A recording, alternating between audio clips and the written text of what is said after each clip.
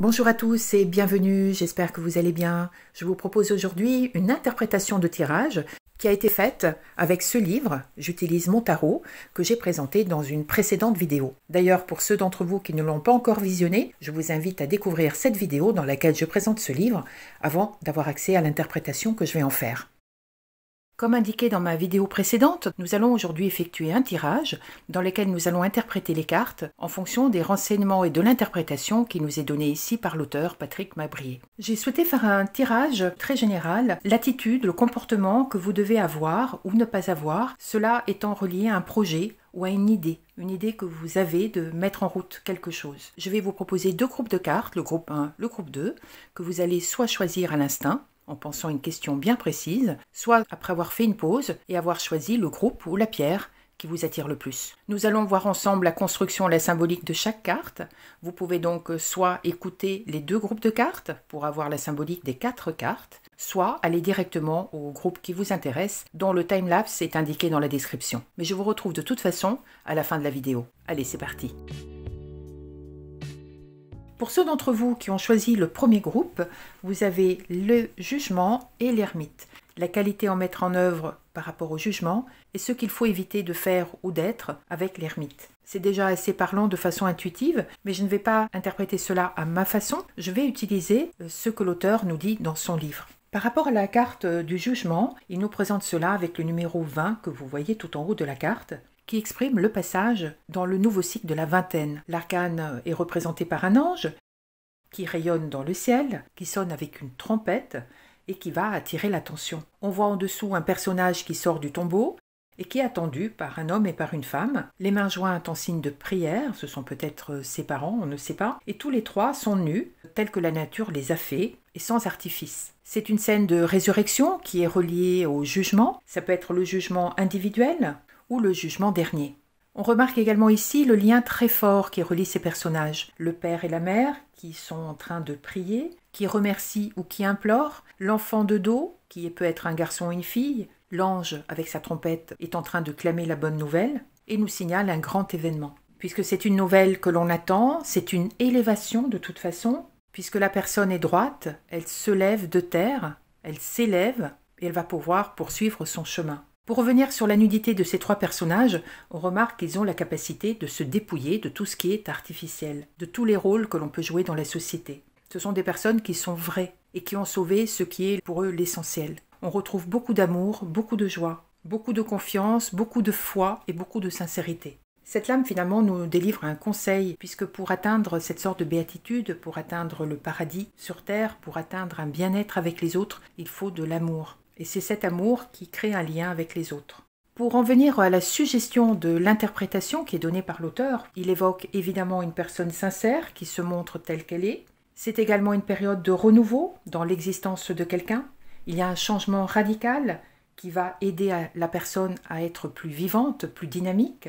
C'est une situation qui s'arrange, qui s'améliore. Ça peut être également une relation amoureuse ou affective qui va amener un très gros changement et un changement très positif dans la vie d'une personne.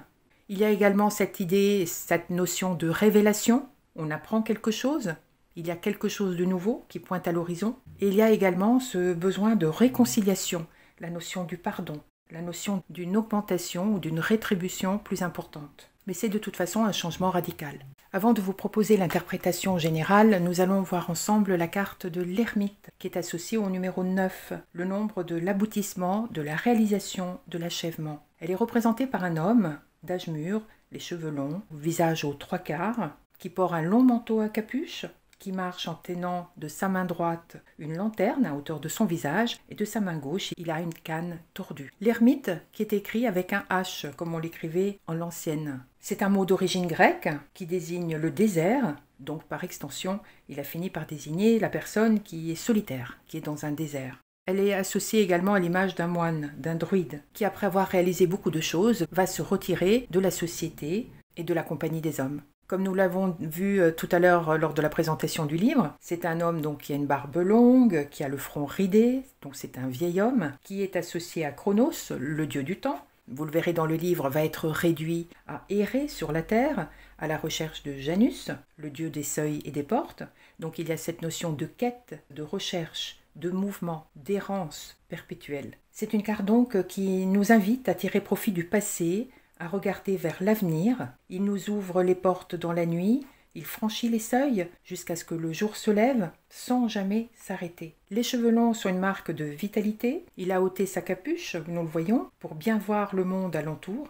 Il n'est pas de profil, mais n'est pas non plus face à nous, comme s'il nous regardait quelques instants pour nous inviter à le suivre. Comme je vous l'ai expliqué tout à l'heure dans le livre, pour l'auteur, l'ermite va vers sa droite, donc malgré son âge, il va vers le demain, vers l'avenir, vers le futur. Il nous montre la voie. Il éclaire son chemin avec la lanterne de la connaissance. C'est un veilleur, il n'a pas peur de l'obscurité, car il est un repère pour ceux qui sont perdus dans l'obscurité. D'ailleurs, la lanterne est le symbole de la conscience qui est toujours en éveil. C'est une lumière intérieure, c'est une foi qu'il a et qu'il porte, et qui nous permet d'avancer.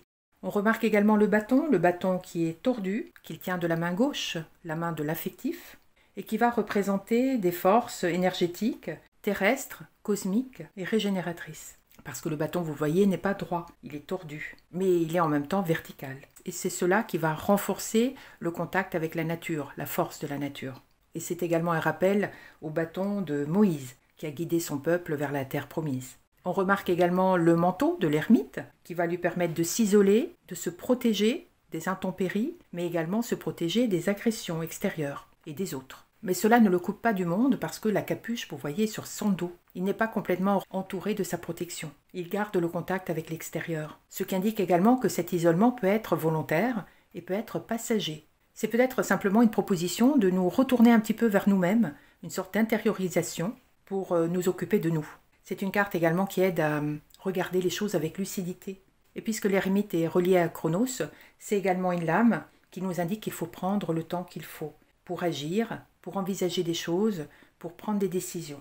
Et elle nous conseille surtout la patience. Du point de vue suggestion d'interprétation, l'ermite représente donc une personne âgée, plutôt solitaire, sage, avisée. C'est une personne que nous connaissons, nous allons connaître, qui peut nous donner de bons conseils, qui peut nous servir de repère. Ça peut être également une période de notre vie dans laquelle nous sommes livrés à nous-mêmes et dans laquelle nous devons peut-être faire preuve de clairvoyance, de lucidité. C'est également peut-être une lame qui nous indique qu'en ce moment, nous allons être seuls pour affronter une situation, affronter quelque chose. Et c'est une carte qui nous donne également une notion d'étude, de recherche, de découverte, une sorte d'avancée dans la découverte de quelque chose, sur le plan large. Donc par rapport à la question générale que j'avais posée, par rapport au projet que vous pouvez être en train de mettre en place, par rapport à une idée que vous avez en ce moment, les qualités que vous devez mettre en œuvre en ce moment, avec le jugement, seraient plutôt des qualités de vous montrer, de parler de vous, de claironner, de voir un peu ce que votre projet peut porter aux autres,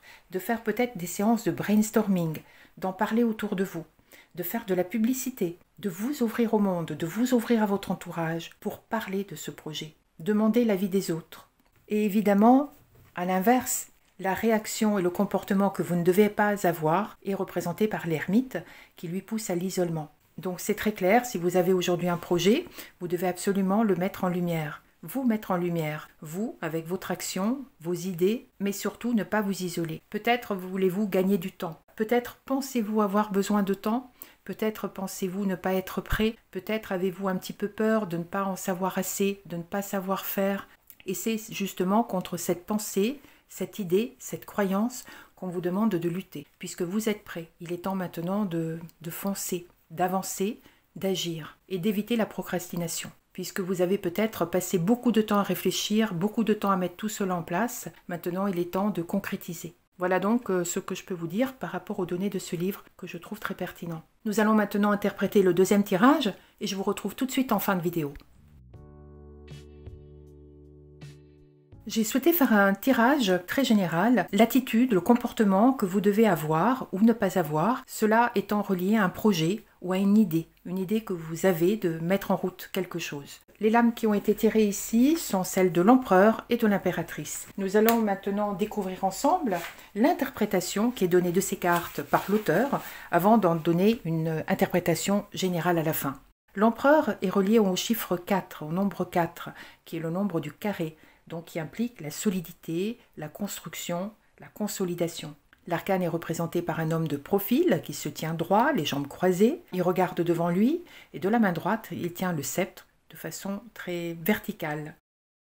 L'empereur est la première figure masculine adulte du jeu du tarot. Il peut donc évoquer le père avec sa barbe blanche. Il a l'autorité, il a le pouvoir, il est tout-puissant. C'est comme Zeus qui règne au sommet de l'Olympe. Cette figure masculine représente évidemment la volonté, la virilité, et le personnage regarde sur sa droite, c'est-à-dire le côté rationnel, l'avenir, le demain. L'empereur règne sur son peuple, sur les peuples, sur le monde. C'est un caractère plutôt puissant, qui a des convictions, il est debout, il est actif, il entreprend, il bâtit, il agit. C'est quelqu'un qui a de l'expérience, qui a une autorité dans le domaine, qui a beaucoup de pratiques, qui a une méthode et qui est plein de bon sens. Il a une main à la ceinture, c'est donc quelqu'un qui a confiance en lui, qui a confiance en ses connaissances et qui a une bonne maîtrise de son pouvoir. D'ailleurs, vous voyez le blason avec l'aigle, qui a les ailes ouvertes et qui est face à nous, contrairement à l'impératrice que nous verrons tout à l'heure. C'est un souverain qui est bien ancré dans le concret et qui est au contact de la réalité. Il incarne la force et le courage. Je ne vous parle pas de Mitra qui règne sur le cosmos et que vous pouvez découvrir en achetant le livre, mais l'empereur est comme Mitra. Il a une force brute et dispose de beaucoup de ressources dont les hommes ont besoin. Les suggestions d'interprétation de l'empereur sont que c'est un homme réaliste et déterminé, conscient de sa valeur, un père de famille au comportement protecteur, au caractère fort et courageux, un mari, un patron. C'est une situation solide, stable et durable qui peut apporter beaucoup d'avantages matériels et c'est la maîtrise d'une situation, une certitude, beaucoup de confiance en soi et du bon sens.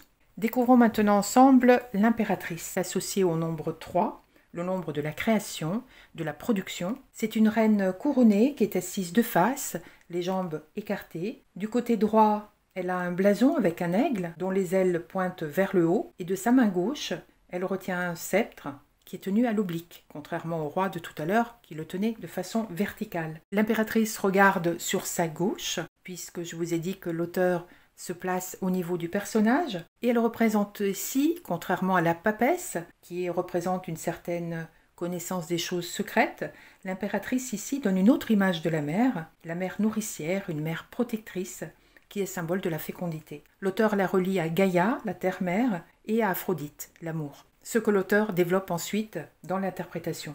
L'impératrice représente la force, la fertilité de la nature. Ses cheveux sont longs, ils ne sont pas cachés, ils sont laissés libres. Elle est jeune, elle est forte, elle n'a rien à cacher. Elle nous invite à être naturelle, à être indépendant, à être libre. L'aigle avec ses ailes qui pointent vers le haut nous amène vers une sorte de transcendance. Il nous tire vers le haut. Le sceptre, qui est oblique, est tenu par sa main gauche, la main du côté féminin, donc le côté lunaire et réceptif, l'inconscient. Elle n'exerce pas, comme l'empereur qui tenait le sceptre de façon verticale, une domination, mais elle a beaucoup de souplesse et beaucoup plus de douceur. Elle nous invite à agir sans brutalité, sans brusquerie. On a dit tout à l'heure que l'impératrice regarde vers la gauche, vers le passé. Elle nous invite ainsi à ne pas quitter des yeux, à ne pas quitter par la pensée nos racines. On peut avancer, mais sans nous couper de nos valeurs. Le trône derrière elle, qui ressemble un petit peu à des ailes aussi, des ailes arrondies, nous invite à la protection et à la douceur. On est dans une sorte de cocon avec elle, on se sent bien. Les suggestions d'interprétation données par l'auteur sont sur le plan pratique que l'impératrice représente souvent une sœur, une mère, une compagne, une épouse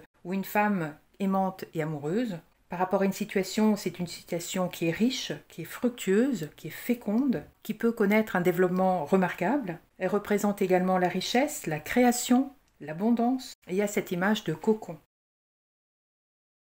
Les deux lames côte à côte par rapport à la question que j'ai posée au départ nous indiquent si vous avez un projet aujourd'hui, si vous avez une idée, si vous développez quelque chose, l'attitude à avoir est celle de bien ficeler les choses, d'avoir des bases solides, de bien peaufiner votre projet, d'être certain et certaine que légalement ce soit nickel, que financièrement ce soit nickel, que vous ayez des bases solides par rapport peut-être à des données techniques, par rapport à tous ceux sur lesquels se basera le projet. Mais cela indique également que vous en avez les compétences, que vous devez être sûr de vous, que vous devez avoir confiance en vous parce que votre projet, avec l'empereur et le 4, est solide, est stable, est carré. C'est quelque chose qui tient la route. Donc il faut foncer, il faut y aller, parce qu'aujourd'hui, les bases de votre projet sont bonnes. Et vous ne devez surtout pas, avec l'impératrice, continuer à peut-être être trop cérébral, à être trop dans l'intellect, trop dans le virtuel. Et avec l'empereur, il faut maintenant commencer à bâtir. Il faut, avec l'impératrice, arrêter de trop rêver, d'être trop dans l'imaginaire,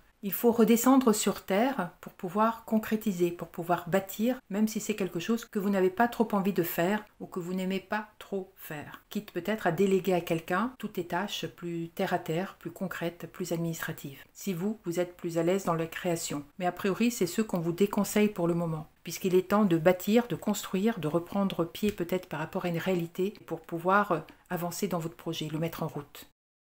Voilà donc les tirages que nous avons pu voir ensemble en nous basant sur l'interprétation des lames qui nous sont données ici par l'auteur. Avec le lien que vous trouverez ci-dessous dans la description, vous pouvez découvrir la vidéo et surtout ce manuel duquel j'ai tiré les éléments pour interpréter ce tirage. Vous pouvez bien sûr vous abonner sur ma chaîne YouTube ou sur mon compte Instagram. Quant à moi, je vous donne rendez-vous très vite pour ma prochaine vidéo. À très bientôt!